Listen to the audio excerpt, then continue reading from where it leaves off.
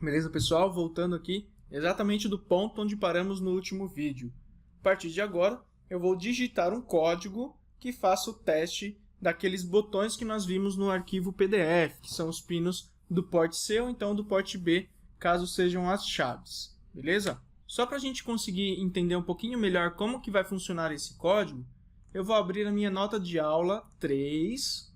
Todos esses arquivos estão aí no material de apoio que eu deixei o link para que vocês possam fazer o download. Eu vou lá embaixo no segundo programa de exemplo, no qual eu tenho um fluxograma.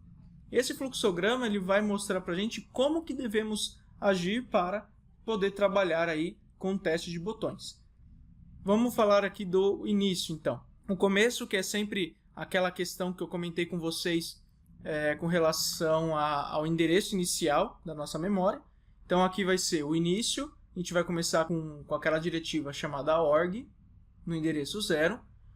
Vou configurar o port D como saída. Nós já vimos agora com detalhes como que isso funciona, ok?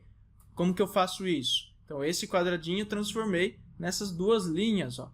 Passei para o R16 o valor todo 1 e depois eu passei o R16 para o DDRD, que é aquele registrador de direção do porte D.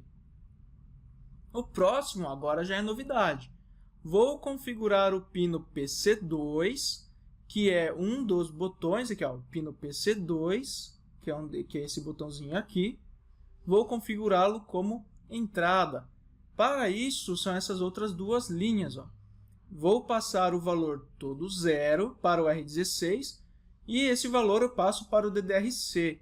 O que eu fiz aqui na prática? Defini todos os pinos do porte C como entrada. Todos eles. Eu tenho só duas chaves, só dois botões, mas eu defini todos eles como entrada.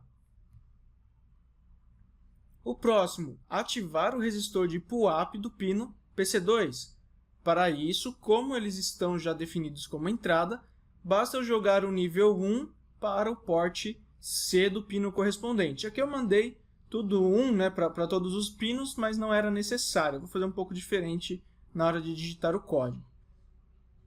E aqui embaixo, no loop, é onde eu vou ficar testando o botão para verificar se ele está pressionado ou não. Então isso aqui em fluxograma é um teste condicional, onde eu pergunto, o botão foi pressionado? Como que eu sei que o botão foi pressionado? No fluxograma eu não preciso identificar com muitos detalhes, mas eu sei que a minha placa, como eu tenho o resistor de pull-up ligado nela, o meu botão estará pressionado quando o nível daquele pino estiver em 0. Então, qual que é o teste que eu estou fazendo aqui? Ó? Esse bloco todo de teste condicional está aqui, ó, são essas três linhas. Eu testo, skip bit clear, testo pino PC2, tá certo?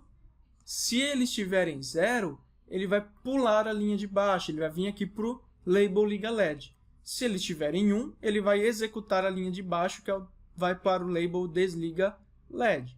E aí eu consigo só, cada uma dessas caixinhas tem o seu próprio label. O liga LED, ele seta o pino PD5, e o desliga LED, ele apaga o pino PD5, dá um clear bit no bit 5 do porte D, beleza? Então vamos fazer isso lá no MPLAB agora. Digito aqui um .org, endereço 0. Primeira coisa que eu preciso fazer, definir o porte D inteiro, como eu tenho só LEDs nele, como saída. Então, primeiro detalhe, carrego isso, carrego um valor no registrador, o valor todo 1. Acabei de mandar esse valor para o registrador 16. Agora eu encaminho esse valor para o registrador DDRD. R16. A partir do momento que ele executa essa linha, o meu porte D inteiro está configurado como saída e a gente pode ligar ou desligar o LED aí utilizando aquelas instruções de bit ou até de byte mesmo. Próximo, vou configurar os pinos do porte C como entrada. Pessoal, uma curiosidade com relação aos microcontroladores. Geralmente, sempre que vocês abrem aí um mapa de registradores no datasheet, ele vai mostrar qual que é o valor padrão de reset daquele registrador. E, normalmente, os ports, tá? Todos os ports, eles são definidos como entrada. Você resetou o microcontrolador, por padrão, eles já são entrada. Por que isso? É uma proteção. Caso você tenha uma carga ligada em algum pino, para que você ligue o microcontrolador, ele não liga aquela carga sem que você envie um valor via código, então ele já define tudo como entrada. Então não existe um perigo de ligar alguma carga aí sem que você queira. Então vou colocar aqui, ó, LDI. Vou continuar usando o R16, como ele já foi utilizado ali em cima. E vou carregar o valor todo 0. Apesar de que os pinos já estão como entrada, mas é bom a gente sempre fazer essa configuração. Vou vir aqui em Alt para o DDR-C dessa vez, o próprio R16. Vou pular a etapa, por enquanto, do resistor de PUAP. Eu quero mostrar para vocês o que ocorre quando você não ativa o resistor de PUAP. Vou criar um label, que é para onde ele vai ficar retornando para fazer o teste do botão. E vou usar a instrução SBIC. Quero testar qual port? O port C. Porém, nós temos que lembrar que, para fazer um teste de um pino, eu não posso usar o registrador port C. Eu preciso obrigatoriamente usar o registrador pin C. Se eu utilizar o registrador port, eu vou estar lendo o valor que está no flip-flop do port. É totalmente diferente. Caso você não tenha entendido, volte na aula onde eu expliquei o hardware das portas do microcontrolador. Então, pin C, pino PC2, por exemplo. Aqui eu posso colocar tanto PC2 como só 2, tá bom, galera? Isso aqui é uma definição do próprio compilador. Então, vou colocar como PC2 mesmo. E eu coloco 2 RJumps. O primeiro RJump significa que o botão não foi pressionado, ou seja, ele deve desligar o LED. O segundo RJump é caso o botão tenha sido pressionado, ou seja, é o momento que ele pula isso daqui. Ó. Se ele está em 0, ele pula essa linha. Então ele vai para o liga LED. E aqui embaixo eu coloco esses dois labels. Então eu vou colocar primeiro o desliga LED, onde eu vou simplesmente apagar, dar um CBI, clear bit, no port D. Agora sim é registrador port, não é registrador pin, porque o port é a saída. Quando a gente quer mandar um valor para a saída, a gente utiliza registrador port. E vamos colocar aqui o pino PD6, por exemplo. E volta para o início.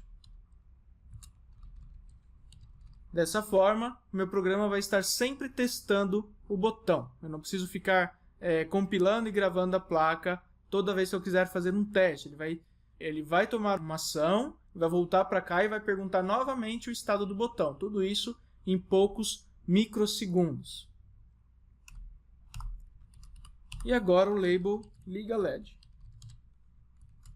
Aqui eu utilizo a instrução de setar um bit, SBI. Então, port D, vírgula, PD6. Vamos trabalhar com o mesmo LED. E RJump, e início também. O que eu espero com esse programa, pessoal? Eu não ativei os resistores de PUAP. Portanto, a gente vai ver o resultado aí no LED, a gente vai ver se o LED está aceso ou não, mas vai ter alguma coisa estranha na placa, tudo bem? No simulador a gente não vai conseguir ver o mesmo efeito, mas eu vou mostrar também como que ele fica. Vou compilar aqui o programa. Ok. Vou no AVR do 10. Carrego o arquivo X do projeto 3, que está na área de trabalho. Beleza? E gravo na placa.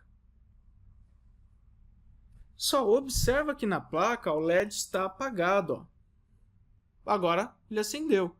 Simplesmente de eu passar a mão, ó, não vou apertar botão nenhum. Só vou passar a mão aqui embaixo do botão, ó o que acontece. O LED oscila. Ó. Por que ele está oscilando dessa forma? Aqui, ó. Se eu apertar o botão ou não, ó, não acontece nada. Mas o fato de eu aproximar o meu dedo aqui do botão que eu estou trabalhando, o LED ele oscila. Por que isso acontece?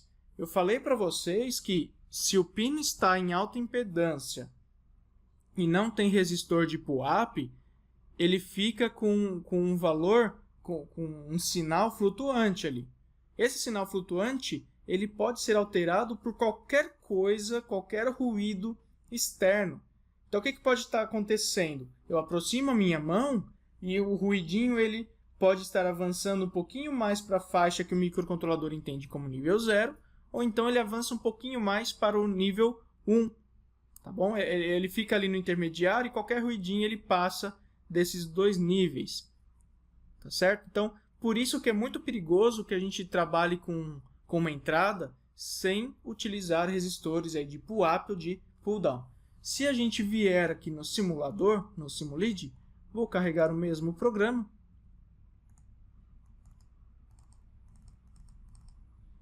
E a única coisa que a gente vai enxergar aqui é o LED aceso direto. Então, independentemente aqui se eu aperto ou não o botão, o LED fica sempre aceso. Beleza? Aqui não tem como a gente simular um ruído, como eu acabei de mostrar para vocês na placa. Para corrigir esse problema, vamos voltar aqui no MPLAB e ativar o resistor de pull-up só do pino PC2. Então, venho aqui em cima, LDI, vou continuar utilizando o R16, só que eu vou habilitar só do PC2. Então, eu preciso jogar nível 1 apenas no bit 2 desse byte aqui, ó. Então, bit 7, bit 6, bit 5, bit 4, bit 3, bit 2, bit 1, bit 0. Alt. E para habilitar, a gente utiliza o registrador port C, vírgula, registrador de uso geral, que é o R16. Agora sim, acabei de ativar o pull-up apenas do bit PC2. Ó. Vamos ver na prática o que acontece. Compilei. Gravei. Legal, o LED está apagado. Se eu aproximar o meu dedo aqui embaixo, nada acontece. Ó, o meu LED não oscila. Se eu pressionar o botão, o LED acende. Se eu soltar o botão, o LED apaga. Agora está certinho. Tá vendo? Não tem ruído nenhum, funciona de forma ideal. Beleza, pessoal? Espero que tenham entendido com relação a essa questão do pull-up. Se eu fazer o mesmo teste agora no Simulid, vou só recarregar o programa. Ele vai funcionar da mesma forma. Botão pressionado, LED aceso. Botão solto, LED apagado. Igualzinho. Beleza?